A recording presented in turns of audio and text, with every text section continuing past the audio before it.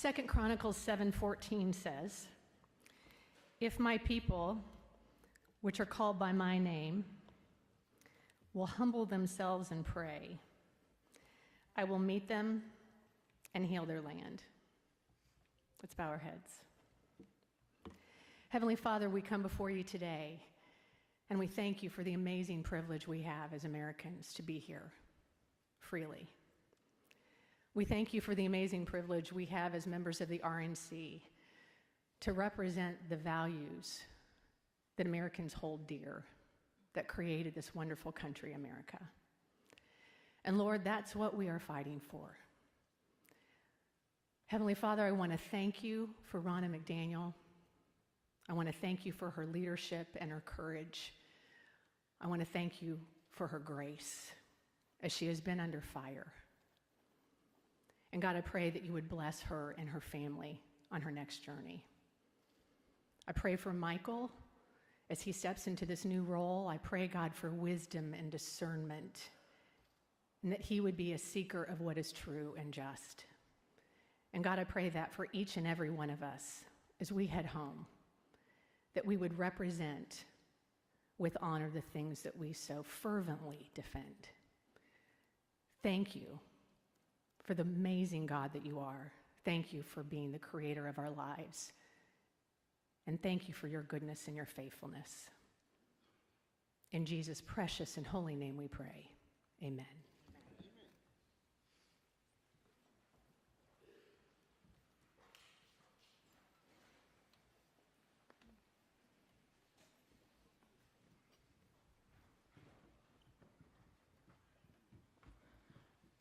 Let us all join together and honor our country. I pledge allegiance to the flag of the United States of America and to the republic for which it stands, one nation, under God, indivisible, with liberty and justice for all.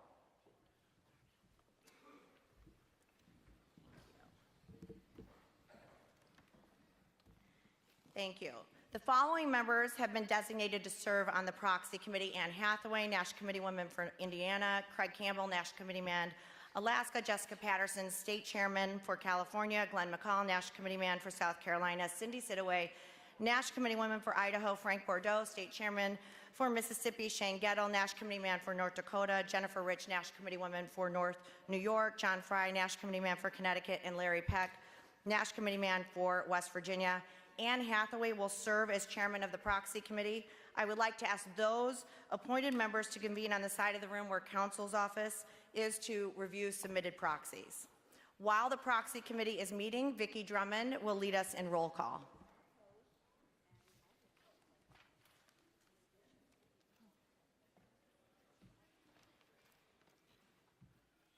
Thank you.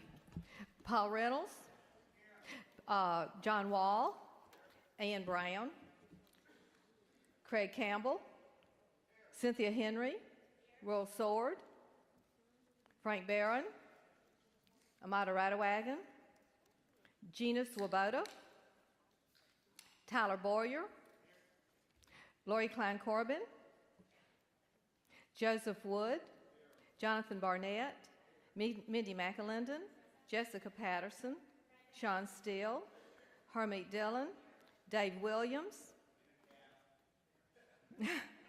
Randy Corcoran, Vera Ortigan, Ben Proto, John Fry, Leora Levy, Julianne Murray, Hank McCann, Mary McCrossan, Patrick Mara, Jose Cunningham, Exley McClay, Evan Power, Peter Feynman, Kathleen King, Josh McCoon, Jason Thompson, Ginger Howard, Juan Carlos Benitez, Eddie Basso Calvo, Shelley Gibson, Tamara McKay, Jean Ward, Laura Nakanalua, Dorothy Moon, Brian Smith, Cindy Sidaway, Don Tracy, Richard Porter, Demetra DeMonte, John Hammond, Anne Hathaway, Jeff Kaufman, Stephen Scheffler, Tamara Scott, Mike Brown, Mark Hars, Kim Shears, Evan Benvenuti, John McCarthy, Casey Crosby, Louis Garvich, Roger Villery, Lenore Whitney, Joel Stetkus, Josh Tardy, Ellie Esplin, Nicole Harris,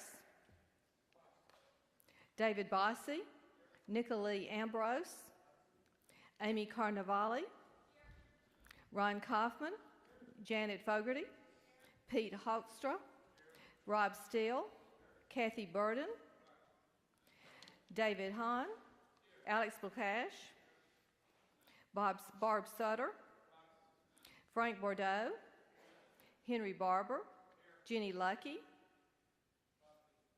Nick Myers, Gordon Kinney, Carrie Almond, Don Cottsmith, Art Whittick, Deborah Lamb, Eric Underwood, J.L. Spray, Fushan Blythe, Michael McDonald, Jim DeGraffin Reed, Sigal Chadha, Chris Ager, Bill O'Brien, Juliana Bergeron, Bob Hugan, Bill Palatucci, Virginia Haynes, Steve Pierce, Jim Townsend, Tina Jook, Ed Cox, Joseph Cairo, Jennifer Rich, Michael Watley, Ed Broyhill, Keisha Brassington, Sandra Sanford, Shane Gattle, Laurie Hines, Diego Benavente, Edward De Leon Guerrero, Irene Hull, Alex Trianafulu, Jim Dickey, Joanne Davison, Nathan Dunn, Steve Curry, Pam Pollard, Justin Wong, Solomon Yu, Tracy Arnold, Lawrence Tabus, Andy Riley, Christine Torietti, Arnold Cintron, Luis Fortuno, Zori Fanayadis, Joe Powers, Steve Frias, Susie Enke, Drew McKissick, Glenn McCall, Cindy Costa, John Wick, Reed Holian, Sandy Kading, Scott Golden, Oscar Brock, Beth Campbell, Matt Rinaldi, Robin Armstrong, Tony Ann DeShiel, Robert Axum, Brad Bonham, Anne-Marie Lampropoulos, Paul Dane, Jay Shepard, Suzanne Butterfield, Gordon Ackley, Javon Williams, Antoinette Gumsheck, Rich Anderson, Morton Blackwell, Patty Lyman, Jim Walsh, Jeff Kent, Marlene Pfeiffer, Matt Herridge, Larry Pack, Beth Block, Brian Shimming, Tom Schreibel, Mary Pat Kruder, Frank Ethorn, Corey Steinmetz, and Nina Weber. Thank you. Thank you, Vicki. Now I'd like to call on Anne Hathaway for the report of the Proxy Committee.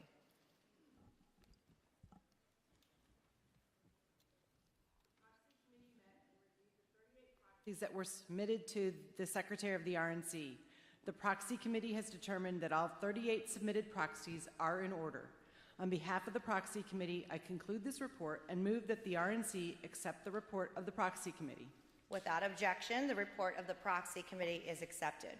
Rule number 8A of our rules requires that a meeting agenda be sent to all members at least 10 days prior to a meeting. You have been emailed the agenda for the general session, and if there is no objection, we will conduct today's meeting according to the agenda. Hearing no objection. Madam Chair, if we could, would it be possible to add new business to the end of the agenda? as it is pretty proper within. Since we get together so infrequently, it would be great to be able to We hear can from. do that through a majority vote. Great. All those in favor, adding, we need a second. Okay, is there a second? Okay. All those in favor of adding new business to the agenda signify by saying aye. Aye. All those opposed signify by saying no. No. The noes have it. You have been emailed a copy of the minutes, as I mentioned earlier, of the 2024 RNC winter meeting in Las Vegas, Nevada. Hearing no objection, I call upon the committee to approve the minutes from the RNC 2024 winter meeting.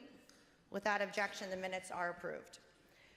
There are no new members of the National Committee to ratify. However, it is my pleasure to welcome one new state chairman, somebody I know very well, and congratulate on his election, Pete Hoekstra from the state of Michigan. Welcome as a new member of the Republican National Committee. I also want to congratulate the many new National Committee members who've been elected throughout the states and territories in the caucuses and primaries to this point. Today, American Samoa becomes the 25th state or territory to cast votes in the Republican primary process. Thank you all for all of your hard work to send our candidate, Donald J. Trump, back to the White House. And with that, please also join me in thanking President Trump for his work for our party and our country. We recognize him today for the overwhelming success he has already achieved, earning the support of over 90% of Republican delegates, and acknowledge that he is not only our presumptive nominee, but will be the next president of the United States.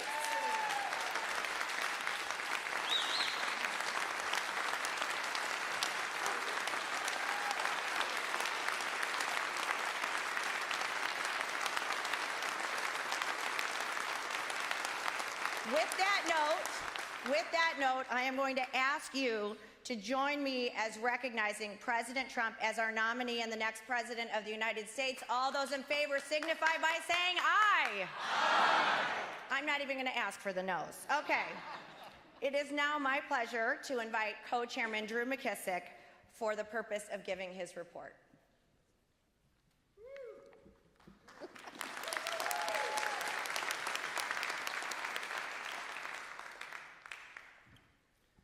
I should sit down now. I've already applauded, right?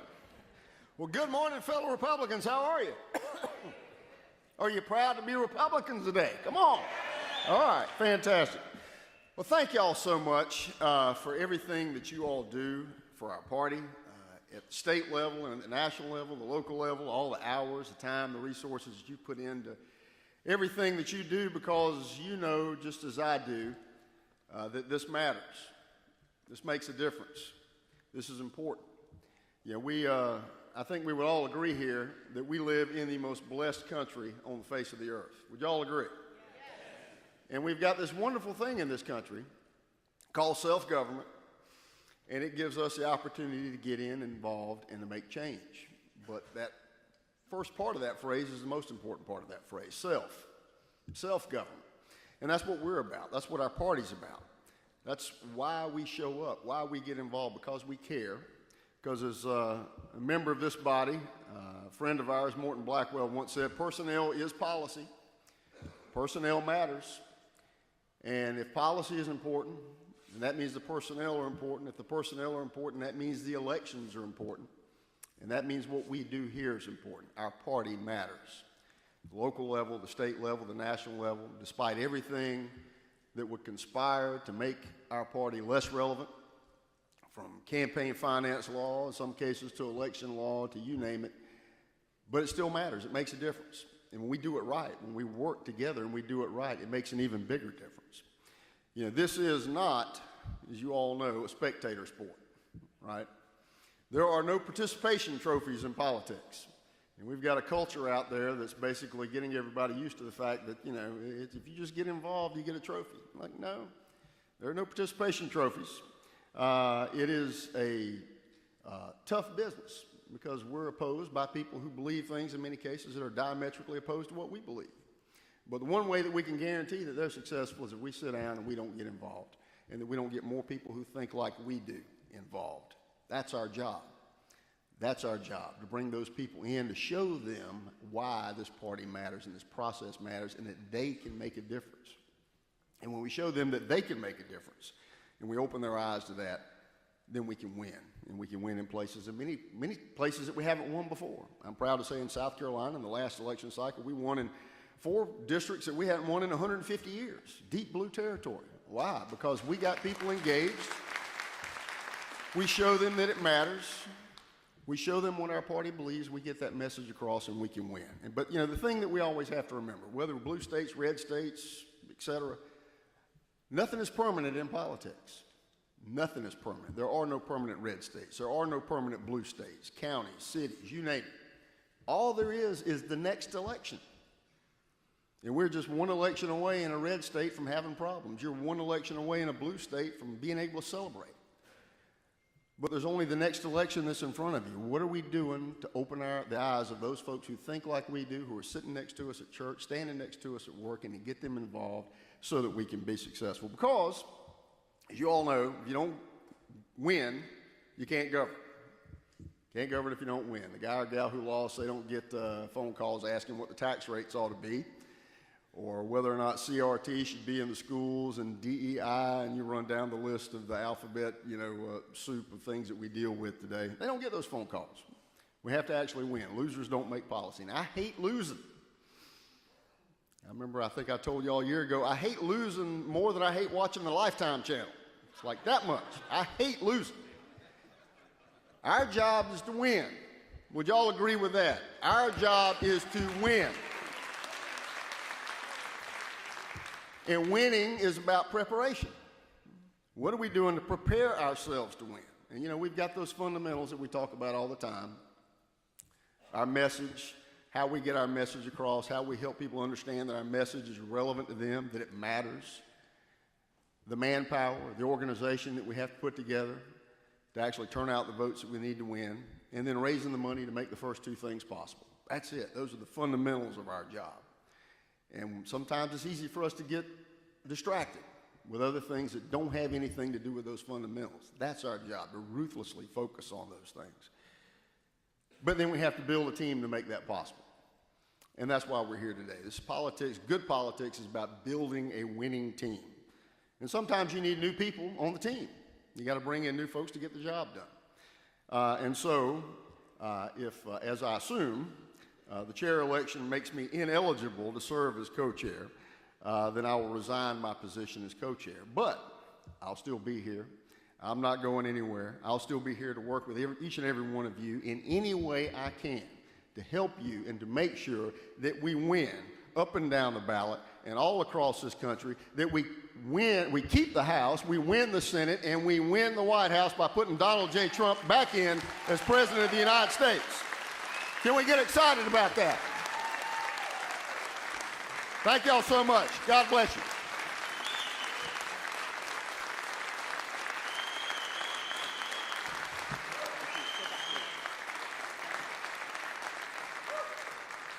Thank you, Drew.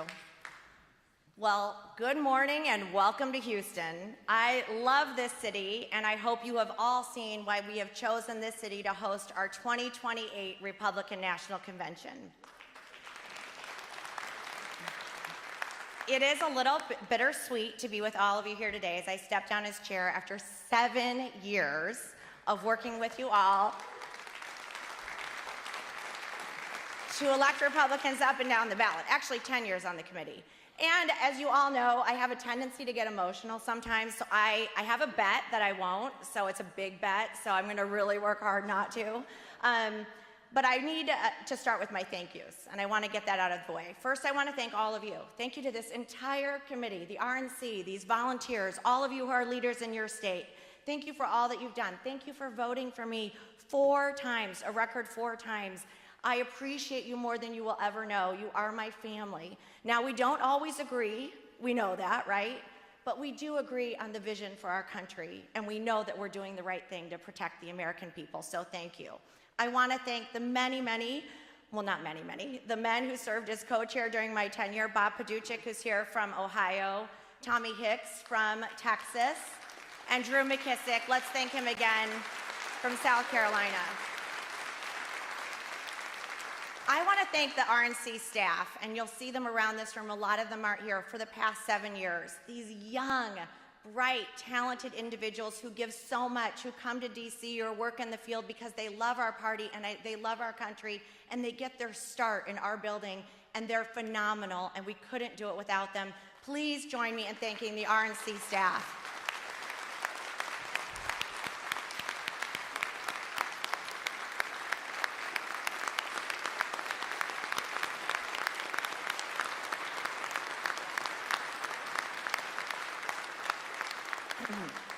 Along with all of them, I want to thank the two men who served as my chief of staff while I was chair, Richard Walters and Mike Reed.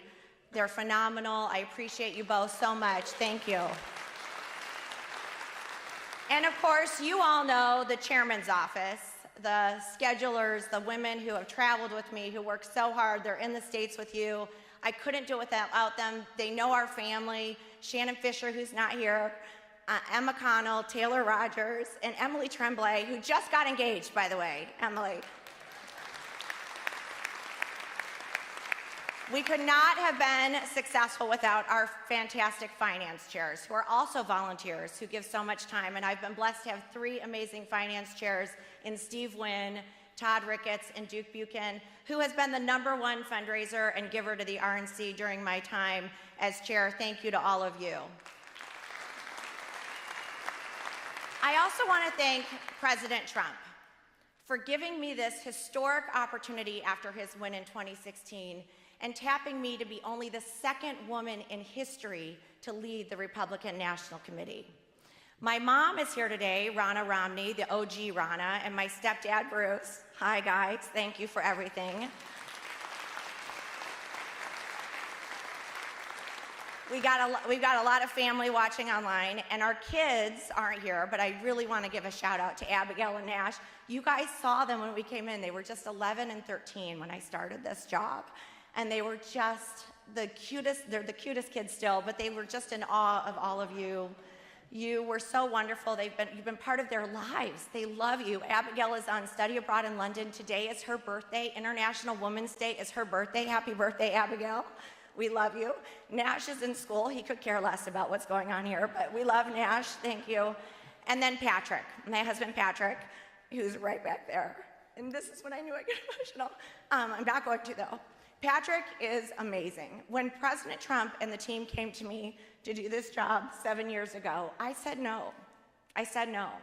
And Patrick turned to me and said, honey, we can do anything for 2 years. It's only 7 years later.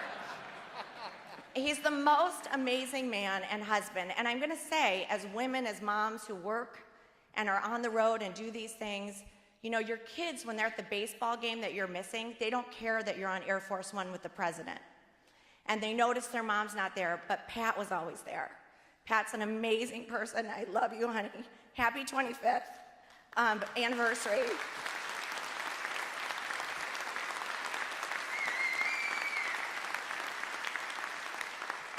Pat's going to be seeing a lot more of me now. As this chapter ends in my life, I've had so much time to reflect on what we've accomplished in the last 7 years, and I hope you'll indulge me as I go through some of the amazing achievements we've made as a committee. When I won this gavel 7 years ago, I had a vision that you've all supported to grow this party. We need to be bringing more people into our party because we know that what we stand for is right. So I'm going to talk about some of the ways we did that first. We grew in our communications to voters. We grew our email list from 3 million to 50 million subscribers. We finally launched an online small dollar fundraising platform to compete with Act Blue. We were getting trounced by the Democrats over and over again for 15 years, and finally, we did it. And on that platform, we've raised $1.5 billion and brought in 2.5 million new donors into our party. In the last midterms, the RNC had 2.9 million unique contributions, which was the most ever contributions given in the history of the RNC. We orchestrated the creation of a texting house file. This didn't even exist previously because technology changed. It has become our highest grossing net revenue channel. We launched the GROW program to help strengthen our state parties. Many people don't know what that is, but you do, because you're leaders in your state parties, and we worked with each of you to customize how do we help you be successful in your states, and it's been a tremendous success. One of my favorite opportunities as chair was to go to Israel to open the embassy in Jerusalem under the leadership of President Trump.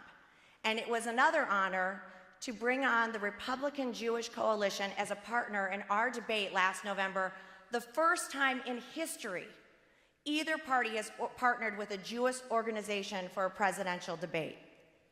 We got into the election integrity space for the first time in 40 years because we couldn't. We were under consent decree. And we've recruited poll watchers and poll workers and put attorneys on the ground to ensure fair and transparent elections. Our communications team, who is great, they run the White House's least favorite X Twitter account. I don't know if that says it right, X account. And it's called RNC Research. Joe Biden hates it. They can't stand it. They're the ones who find all the pictures of him on the beach in Delaware and all the things he does, and they've been holding him accountable, and it is why he is one of the least popular presidents facing re-election in history. But something I'm most proud of that all of you know is near and dear to my heart is our investment in engaging minority voters and bringing them into our party. For too long, our party has ignored and ceded these votes to the Democrat Party, and we have said no more. And we've stopped just dropping in a week or a day before the election, and we've opened sustained, invested community centers and minority communities, and it has changed our party. In 2022, we went up 17 points with Asian voters, 10 points with Hispanic voters, and 4 points with Black voters. Our policies work, and when we take it to these communities, they vote with us, and they are becoming Republican.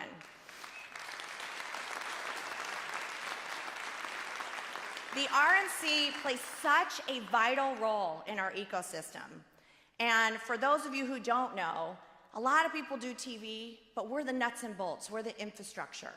We're the turn out the vote. Cycle after cycle, we're the committee that everyone depends on to turn out Republicans across the country. And in 2022, we won the popular vote by 4 million votes, and we would have won the Electoral College had it been a presidential cycle because of this organization's turnout operation, which, yes, did include ballot harvesting in states like Nevada and California. I like to say we build the road and all the cars drive on it, right? You need a good road and you need great cars to get to your destination. And the road we make up, the infrastructure we've put together, activates volunteers who knock doors, make phone calls, and get every single Republican to cast their vote for our candidates. But at the end of the day, we're not the ones driving on the road. The candidates and the campaigns decide where they go, and not every candidate in 2022 made it to their destination. Now, I want to talk about this only because it's pivotal as we head into 2024 to understand what candidates should have done in 2022 to win. First, we cannot put our head in the sands and ignore abortion and the Dobbs decision. Many of our candidates chose to ignore this issue and not talk about it. And the RNC was a leading issue, urging candidates to talk about this issue head on. Go figure. I'm a suburban mom. I might have some opinions on this issue. I authored a memo in the summer of 2022 highlighting how we win on this issue when voters are faced with a decision between a Republican that supports exceptions and reasonable limitations when a baby feels pain and a Democrat who supports no exceptions, no limits, not even when a baby feels pain. Too many candidates, and specifically their consultants, scoffed at this advice and ended up paying the price on Election Day. In 2022, candidates mattered. Candidates always matter. But the candidates who won were able to articulate a message on abortion and also attract and win swing and independent voters. We are going to have to replicate that if we're going to win in 2024. Our winning candidates realized we can't win by just speaking to an echo chamber of Republicans. We don't win if we only talk to each other. We have to go out and engage independent and swing voters and sell them on our vision for this country. Additionally, over the last 7 years, we have elected the most Republican women to Congress in history, and as only the second woman ever to chair the RNC in our entire 168-year history. That is a feat I am incredibly proud of. We also, in 2018, bucked the odds and picked up Senate seats. In 2020, we picked up 15 House seats. In 2021, in a purple state that Joe Biden had just won, we invested millions of dollars and elected Glenn Youngkin in the great state of Virginia. And my most proud moment is in 2022 when we won back the House and we finally fired Nancy Pelosi. And we accomplished all this while going through a Russia hoax investigation, 2 impeachments, a once-in-a-lifetime global pandemic, and a Dobbs decision that flipped the script on the 2022 election. They say campaigns are like a marathon, but I view 2024 more like a relay race. The work of everyone in our headquarters and in the field have put me in a position to hand the baton off to a new chair with a lead. The state of our party is strong. Over the last year, the RNC has been building the road for our eventual nominee, Donald J. Trump. We have made election integrity its very own division within the RNC for the first time in history, and today we are engaged in 78 lawsuits in 23 states. This is critical to protecting our elections, and we spent a lot of money on it, and I think it's the right thing for the RNC to be doing. I just did a podcast with Josh Helton, the head of our election integrity division, where we went over a few of these many lawsuits. Just to give you one example, in Arizona, they just put forward an elections procedure manual to undermine election integrity and, yes, to allow non-citizens to vote. That is why we sued. Finally, we launched the Bank Your Vote initiative. You've all heard me talk about this a lot. Please indulge me when I talk about it one final time. We need voters to bank their vote and vote early. We cannot continue letting Democrats run up the score in critical states and we just wait to vote on Election Day. You all know I'm a huge football fan, right? And we all know Michigan won the national championship this year. Yes, go blue. You cannot win a football game. You cannot win a football game if you only start scoring in the fourth quarter.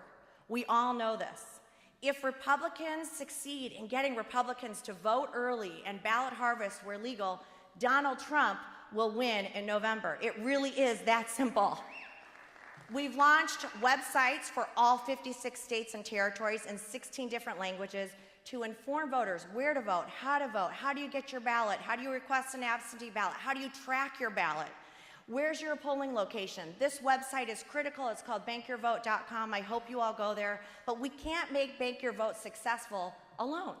It's going to take every single one of you. It's going to take candidates up and down the ballot supporting this, and it's going to take our nominee working with the RNC to educate the voters on why they need to bank their vote early.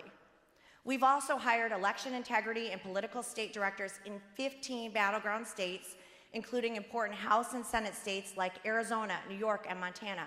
Our political team has invested in opening minority community centers in states like North Carolina, Texas, California, and New York, and our teams in the field have already contacted 3.5 million voters across the country. We just posted our best fundraising of the cycle in January when we raised $12 million and followed it up with February raising nearly $11 million. Our January and February reporting will be the best 2 months of fundraising the RNC has ever had when we did not occupy the White House. I'm going to repeat that again. Our January and February fundraising are going to be the best 2 months of fundraising the RNC has ever had when we didn't have the White House ever, and we didn't have a nominee yet. So why we may feel good about the position we're in, and we know Joe Biden's floundering in the polls, and we know he's incredibly unpopular, and we feel good where we are right now, I want to say, we're not done, guys. We've got a lot of work to do, and at this same day, this same point in 2020, we still hadn't even had a pandemic yet. That hadn't even happened. And think of how that changed the trajectory of that election. We know the Democrats are going to have a ton of money. They're going to have a ton of money. They're going to bring everything into this. They're going to have their media allies on their social media platforms. But I think the thing I worry about the most is something we can control, which is our internal cohesion. We want to make sure that we're united as we head into this next election. 7 years ago, I talked a lot about unity. I talk about it all the time. You guys hear me. We cannot win if we're divided. We can only win through addition. We cannot win through subtraction, which is why I have worked diligently to expand our tent. But we do have issues in our party. There are people who are more intent attacking other Republicans, whether it be financially or cliques or other things, than they attack Joe Biden or the Democrats, and that has to stop. We have to stop attacking other Republicans.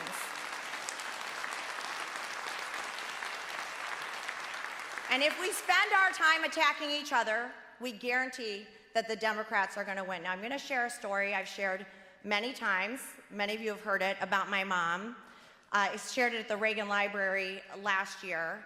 When she ran for Senate in 1994, it was a tough race. It literally divided my family, literally. My grandfather, Governor George Romney, endorsed my mom's opponent. Think about that. I loved my grandpa. He lived next door to me. I still love him. But he endorsed her opponent in that race. My Uncle Mitt and my dad came in. They campaigned for my mom. Mitt was running for Senate in Massachusetts. And it was tough. The toughest thing I've ever dealt with politically, to have your family literally divided. And my mom ended up losing that race, 52-48. And the day after, I remember being home, and it's hard. You know, I was young, and I watched this happen to my mom, and they called her and said, please, please come to a unity breakfast. We have to win this Senate seat, but we're gonna need you to come in and bring your supporters and show that unity. And I bet you can't guess what my advice was to her, but I said, don't go. Don't go, Mom, please don't go. They were so awful to you. How can you support this guy? Look what they've done to our family. And she went. She went to that unity breakfast. She faked that smile, which we all had to do time to time in our lives, right? And she held his baby up in the air, their opponent's baby up in the air, and she said, I pledge I will do everything I possibly can to help you win this Senate race.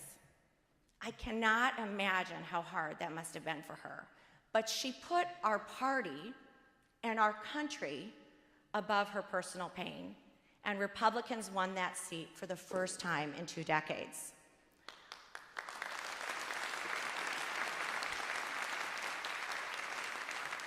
I share that story again because when I talk about uniting, I'm not just talking about it.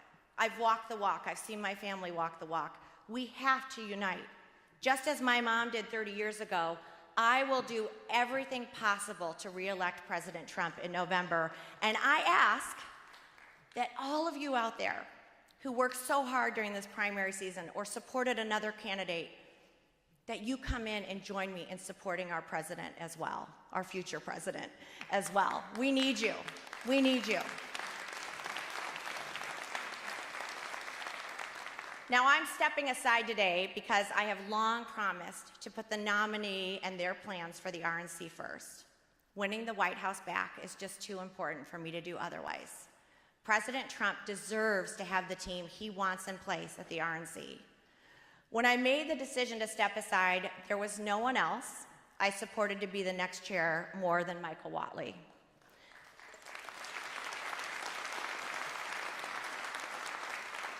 Michael and I have had a very close relationship as he ran North Carolina. He ran to be my co-chair last year. I appointed him as general counsel, and he will be phenomenal on, I know, an issue President Trump cares deeply about, which is election integrity. I am rooting so hard for Michael and Lara's success, and I offer all the help and guidance I can to help ensure that you do succeed in your roles, and thank you for stepping up. I leave you all with just one final request, and I don't think it's going to shock you. Join me in putting our country first. We know people. We talk to them every day. I hear every day they're hurting. They are struggling. They can't afford groceries. They can't afford rent. They are seeing crime rise in their streets. They are seeing fentanyl come across our border. They're afraid about our open border. Joe Biden is a disaster for the American people, not just him, but all the Democrats. So I'm going to ask you to join me in uniting for the next 8 months and committing everything you have to make sure that we keep the House, we win the Senate, and we take back the White House and send President Trump there. Thank you so much. God bless you, and God bless the United States of America.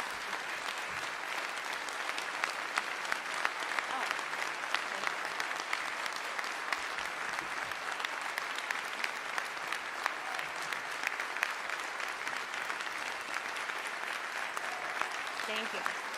Thank you. And with that, I will now hand the gavel to our co-chairman, Drew McKissick. Thank you so much.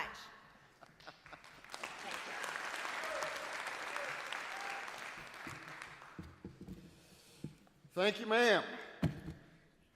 If you would, all please rise again and give our Madam Chairman another round of applause, and thank you for her service as we accept her resignation.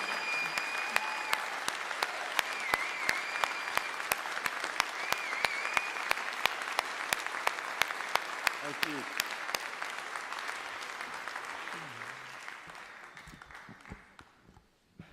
All right.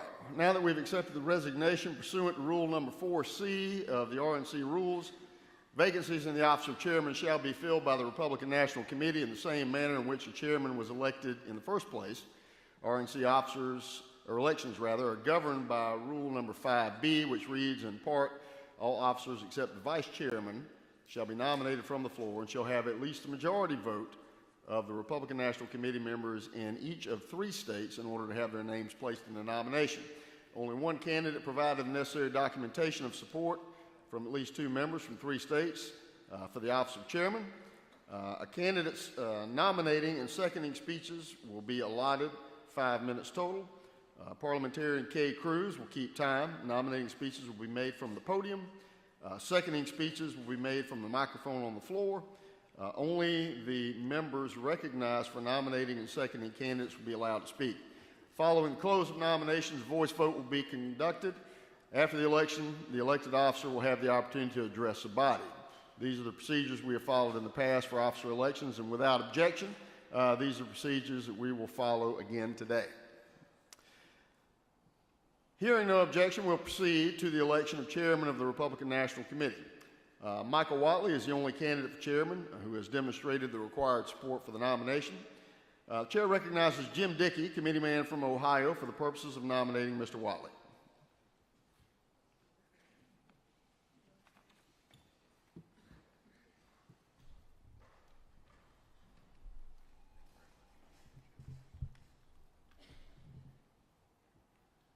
What a wonderful day, and what a great opportunity we have amongst the 168 for service to our great country. You know, it's a special pleasure for me this morning to rise to offer the nomination of Michael Watley. We all know Michael. We know what a wonderful service he's been to this committee and to the party and to the nation. He's a lifelong Republican who's worked for decades to support Republican candidates at every level in the United States in our party. He served with distinction as chairman of the North Carolina Republican Party, general counsel of the RNC, where he's done absolutely stellar work.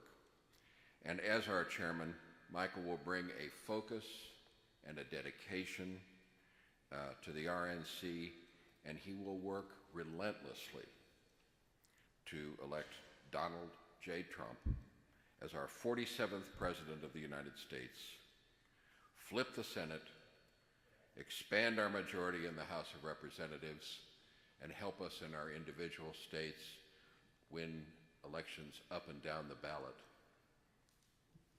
Mr. Co-Chairman, it is my honor to place the name of Michael Watley in nomination.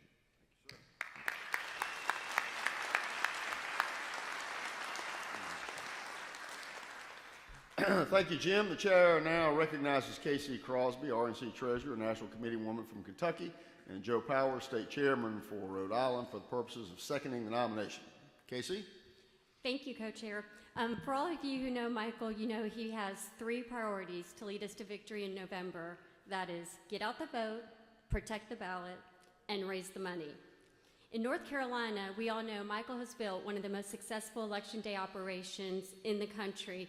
And last year, we asked Michael a lot of questions because we wanted to do what he did in North Carolina and Kentucky. And as we all know, he returns every phone call. He was so helpful to us, and in fact, some of the work that he helped us lay the groundwork for helped us get a decision in our Court of Appeals that has set precedent for future elections in Kentucky. So it was invaluable to us to have him as a resource. As General Counsel, Michael has been just a machine with fundraising, and I'm confident as your treasurer that every dollar Michael raises is going to go towards winning in November. It is my honor to enthusiastically second the nomination for our next chairman, Michael Watley. Thank you. Thank you, KC. Chairman Powers. So as a newer member to the 168, I think all of us in here understand what a daunting task it can be to join such a prestigious crowd. It can also be very challenging. And I, for one, being in this position for less than a year so far, one of the very first people who approached me in Oklahoma City last year was Mike Watley. And he didn't know who I was, and quite frankly, if he had, he probably wouldn't have started the conversation. The reason I say that is because I like to ask questions. If I don't know, I'm asking somebody a question. He's never been without an answer, or if he didn't have an answer, he's asked others. And he's always gotten back to me, he's always been open. So there are a lot of new chairs in here, and I encourage each and every one of you to stand by new Chairman Watley. Ask the questions that you need to help you along the way. One of the things that he said he was going to stand up for was election integrity, and I think we can all get around that. And along with President Trump, we will do everything we can to make sure that we actually stand up for election integrity. And it's no doubt that the reason why Michael Watley is doing that is he created one of the largest election integrity campaigns in North Carolina. He's done an amazing job there. Also, too, those of us who know, we'd also know that it's a very purple state. And the amount of work that he's actually put together there has been nothing short of remarkable. He's actually taken the state and flipped the North Carolina Supreme Court. He's actually had a supermajority in the state, in the House and in the Senate. He also has elected 2 Republican senators and will deliver 4 new Republicans to expand the majority in the House. He knows what it takes to win. He's not going to give up. He is going to continue to work as hard as he has. And I, too, along with Casey and many of you, stand and would love to put my name in there to second Mike Watley for chairman of the RNC.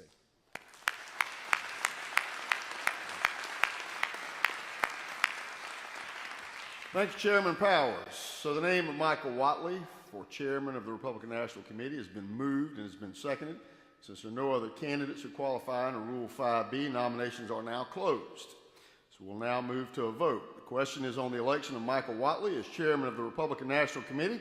All those in favor say aye. Aye. Those opposed, no. The ayes have it. Congratulations, Mr. Chairman.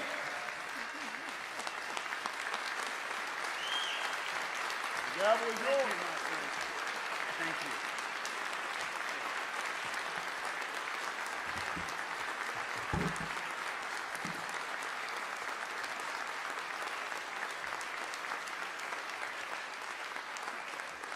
Thank you.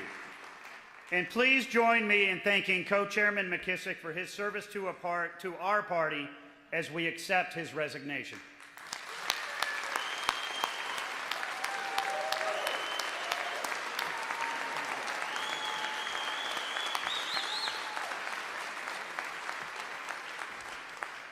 I want to open this morning with several notes of gratitude.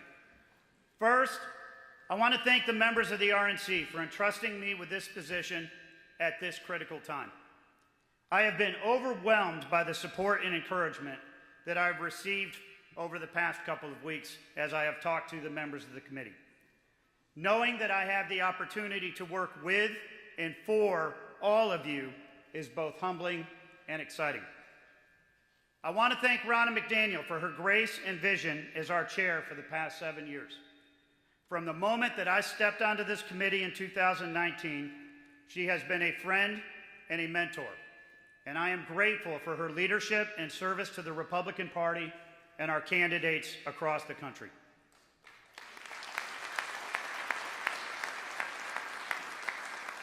I would also like to thank my family, Suzanne, Michael, George, and Mary Kate.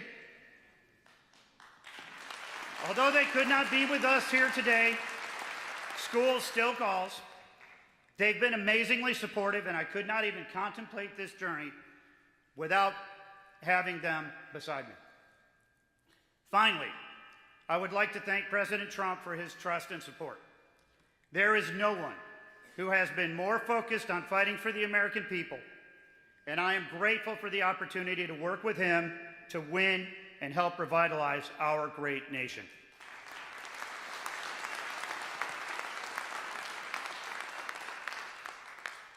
As we meet here in Houston today, we are already in the midst of one of, if not the, most important election cycles that this country has ever seen. 4 years ago, Russia was in check. China was in check. Iran was in check. Inflation was in check. Energy and housing prices were low. Our southern border was secure, and the world was a much safer place. Look where we are today. Russia is in Ukraine. Iran, through its proxies, is in Israel. And China is licking its lips thinking about Taiwan. Inflation is out of control. Housing and energy prices are through the roof, and 8.5 million illegal immigrants have come across our southern border. We don't know who they are, we don't know where they are, and we don't know what they're doing. Let me just say this. Peace through strength is much more than just a great campaign slogan from Ronald Reagan. It is a recognition that the world is a much more dangerous place when America is weak. Our country, and indeed the entire world, cannot take 4 more years of Joe Biden and Democratic control.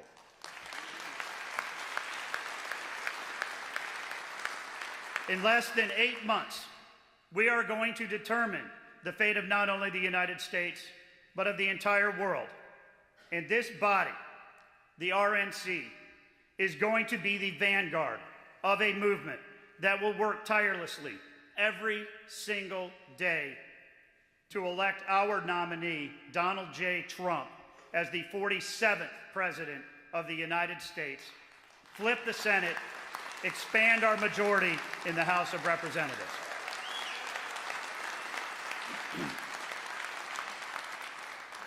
Now, the next time that the RNC will be gathering will be at our national convention in Milwaukee.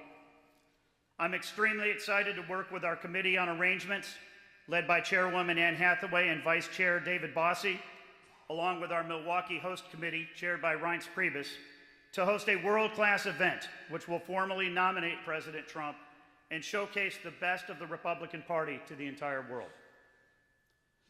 We have all seen time and again that the race for the White House will come down to a small handful of states, as will control of the Senate.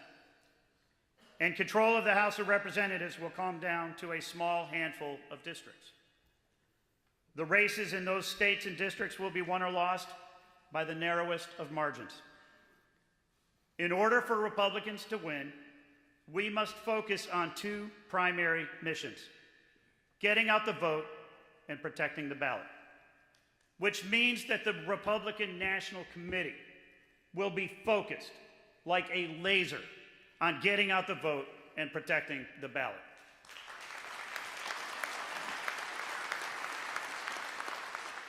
My favorite statistic in all of politics: if you have a 5-minute conversation with an undecided voter, that voter is 6% more likely to vote and vote for your candidate.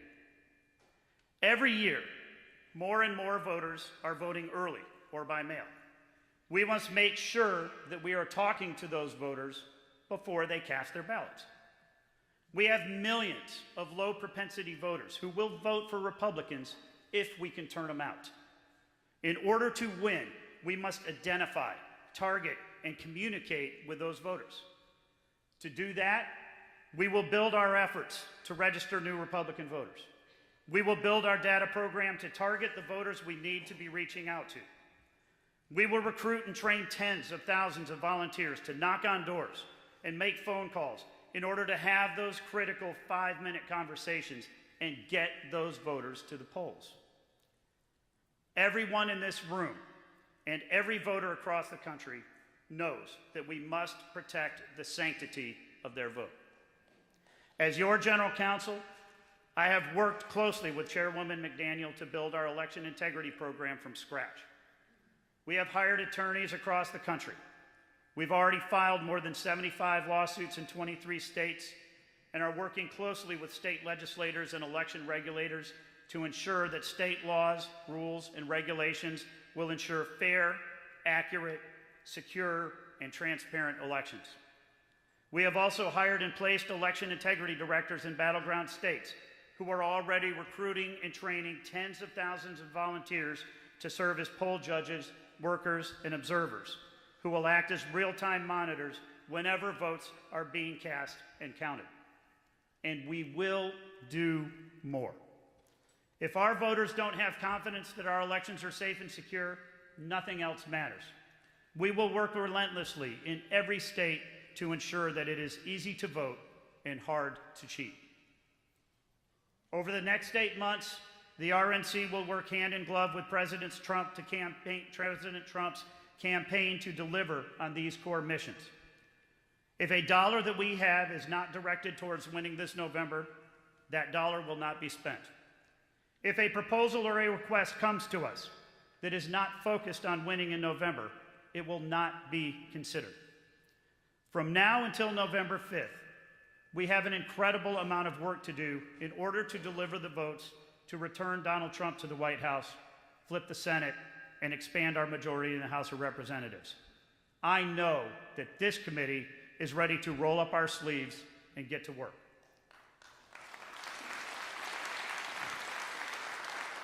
I am so proud to have this opportunity to serve as the chair of your Republican National Committee.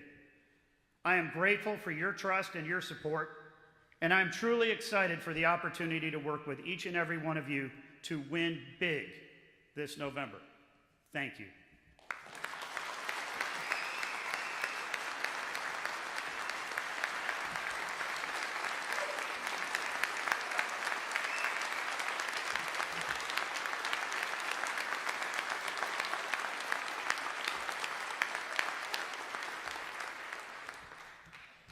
Now, pursuant to the requirements of Rule Number 5, an election for the office of co-chairman is now in order.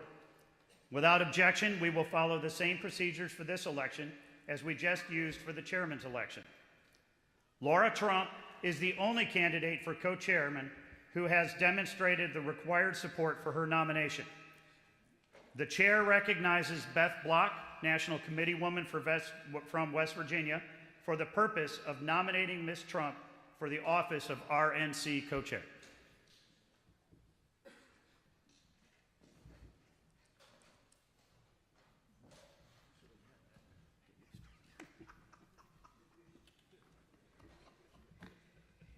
Thank you, Chairman Watley.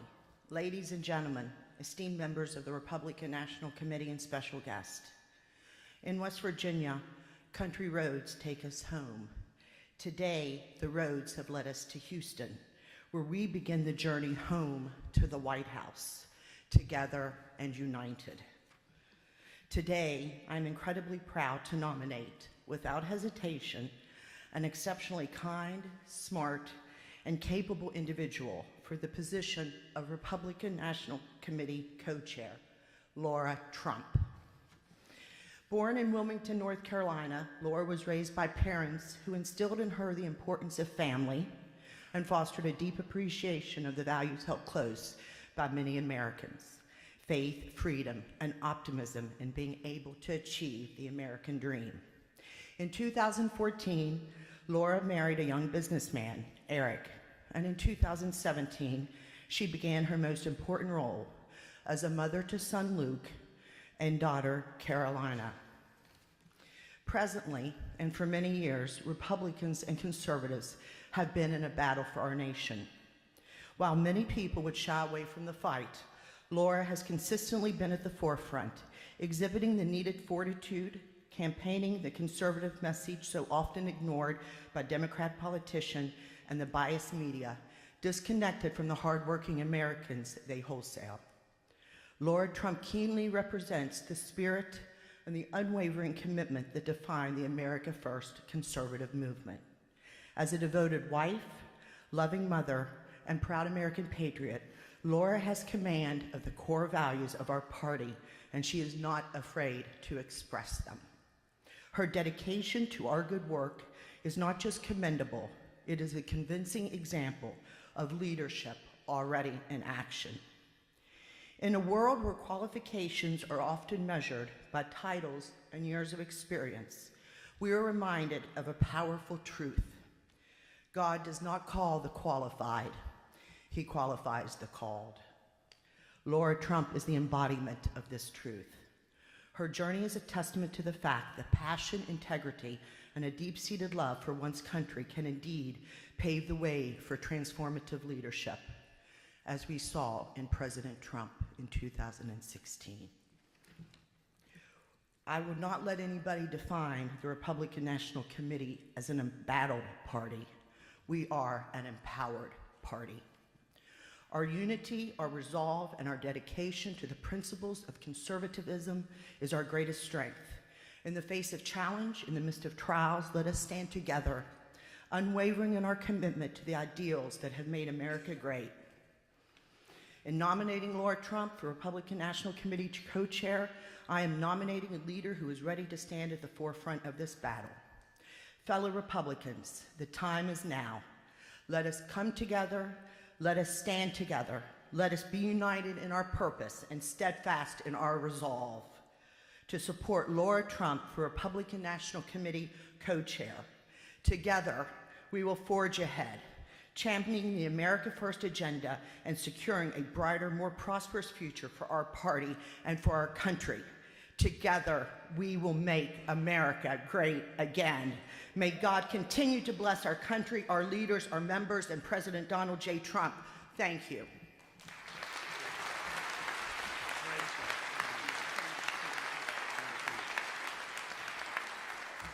Thank you, Beth. The chair will now recognize Glenn McCall, National Committeeman for South Carolina, and David Bossie, National Committeeman for Maryland, for the purpose of seconding the nomination. Thank you, Mr. Chairman and members of the committee. I'm honored to nominate Lara Trump to be the next co-chair of the Republican National Committee. Lara Trump began her career as a television producer. She was a contributor on Fox News and hosts her own show, The Right View.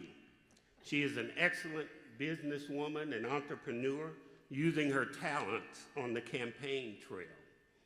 Her work for charities have raised millions of dollars for those whose voices can't be heard.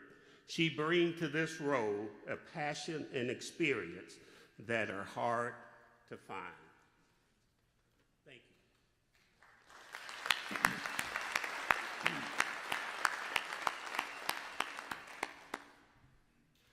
I'm proud to second the nomination of a leader, a fighter, and a patriot, Lara Trump, to be the next co-chairman of the Republican National Committee. When her father-in-law came down the golden escalator in Trump Tower back in 2015, she rolled up her sleeves and joined the fight.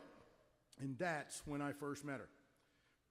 From day one, she was on the campaign trail, supporting the greatest president our country has ever had, Donald Trump. Lara is passionate about winning both in politics and in charitable causes, like her and her incredible husband Eric's important work for St. Jude's Children's Hospital, something I've been fortunate enough to see personally. President Trump has called Lara his most valuable asset, and now we get the opportunity to have her many talents at the RNC working for us. She has laid out her optimistic vision for this organization to raise money and make sure we spend it to get out the vote and secure our elections. We have a long road ahead, not just for the future of our party, but for the future of our country. And Lara is the right person for the job. For Lara, there is only one goal, and it should be this goal for everyone in this room: defeating the worst president in American history, Joe Biden.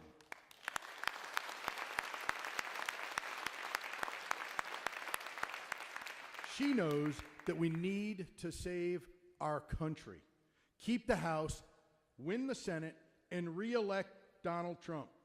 So I'm pleased to nominate our next co-chair of the RNC, Lara Trump.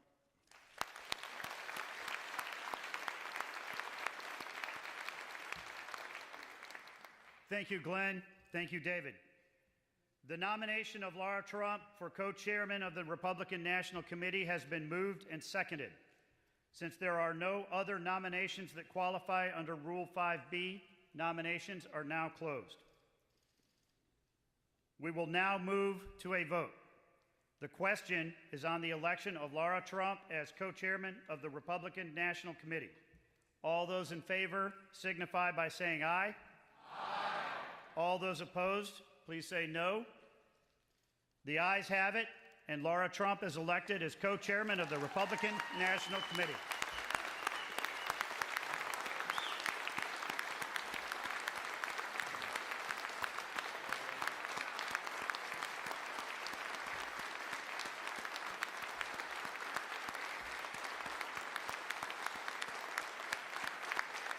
Madam Co-Chair, congratulations. I would like to invite you to the podium to make a few remarks.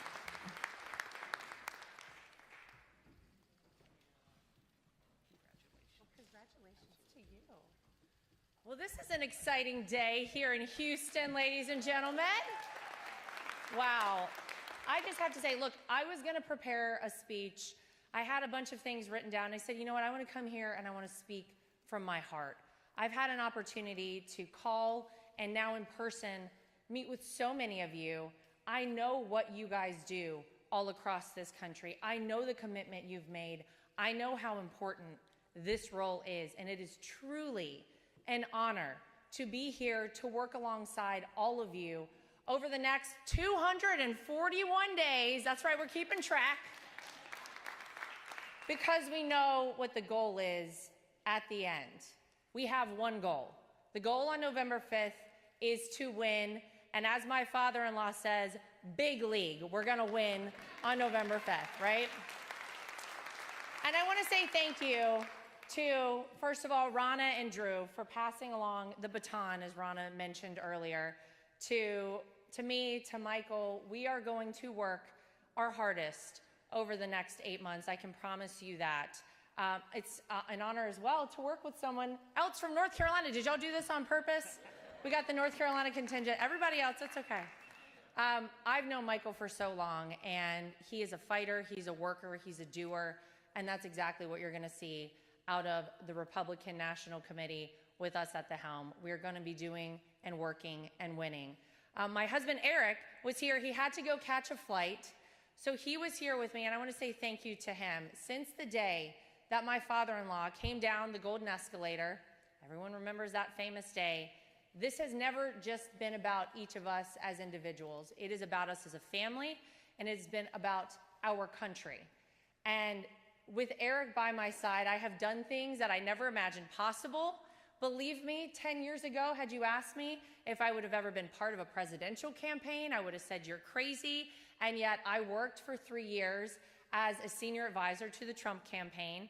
An incredible opportunity. I got to see this country from sea to shining sea, meet incredible people, and have life experiences that I will never forget. But Eric encourages me every day, and I know that with his support, this role is going to be incredibly successful, and our country, as a result, will be incredibly successful. And I'm doing it not for me. I'm doing it for the future generations, for my 2 kids, Luke and Carolina. They're 4 and 6 years old, and I think everybody in this room understands the battle, right? This isn't just about right versus left, Republican versus Democrat. It's about good versus evil. It's about bringing this country back, and it's about giving this country back to we, the people, right? That's the goal. And you know the vision. You know what we have to do. Michael's talked about it. We are going to make sure that every single penny of every dollar raised goes towards one goal, which is winning. How do we do that? We have to have election integrity like we've never seen before in this country, right? We've got to play the game a little bit differently. We have to encourage people to do things like early voting. We have to get people early voting, and then as soon as they go vote, they take people from that day on all the way up until Election Day to go vote. We have to raise a lot of money, and I have great news. I brought this up here today because I wanted everyone to know that already I have a check for the Republican National Committee for $100,000 that has been donated as of today, as of these nominations going through. Yeah, we're starting today, folks. And I won't take up too much time because let's face it, we got to get to work, and we got to get to work quickly. But I just want to say again, thank you for entrusting me in this position. I promise to work hard. I promise to do everything within my power. We need to make sure that nothing is left to question on November 5th, that we aren't playing catch up, that we have the votes banked, that everyone feels like when they went in to vote that day, their vote counted. And that's what we are going to do. So I look forward over the next 241 days to working alongside each and every one of you. I also want to say thank you very quickly. I would be remiss if I didn't thank President Donald J. Trump, right? Because I'll tell you, he called me about this position. And I never, if he would have asked me 2 months ago, would you ever consider doing this? I would have said, I don't really know. It wasn't something I ever thought about. But I also never realized that we would be in this space in our country right now. And if this is where my best use is, and this is where we're going to have to fight the most, this is where I want to be. I want to be in this fight alongside of all of you. I'm proud to do it. I'm excited to be here. I'm ready to get to work. 241 days to victory, ladies and gentlemen. Let's make America great again. Let's expand our lead in the House, take back the Senate, and let's put Donald J. Trump back in that White House. Thank you, guys. Thank you. It's an honor.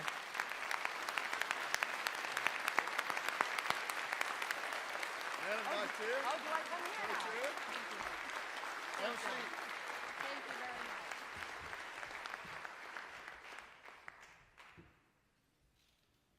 That concludes our committee business today. I would like to thank all of you for everything you are doing for our party and our country. And I would like to recognize Richard Porter, the National Committee man from Illinois, for the purposes of a motion. Mr. Chairman, congratulations to you and to Lara. It's going to be a great team, and we're very excited to be with you. And as the co-chair just said, it's time to go to work. So I'd like to make a motion to adjourn this meeting. We have a motion. Is there a second? The motion has been moved and seconded. All those in favor of adjournment, please signify by saying aye. All opposed signify by saying no. The ayes have it, and this meeting is adjourned.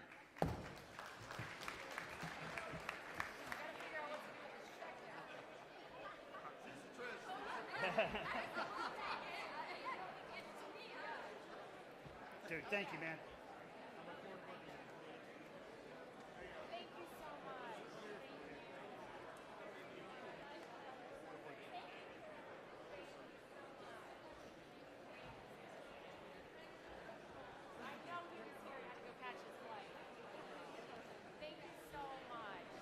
Thank you, man. Thank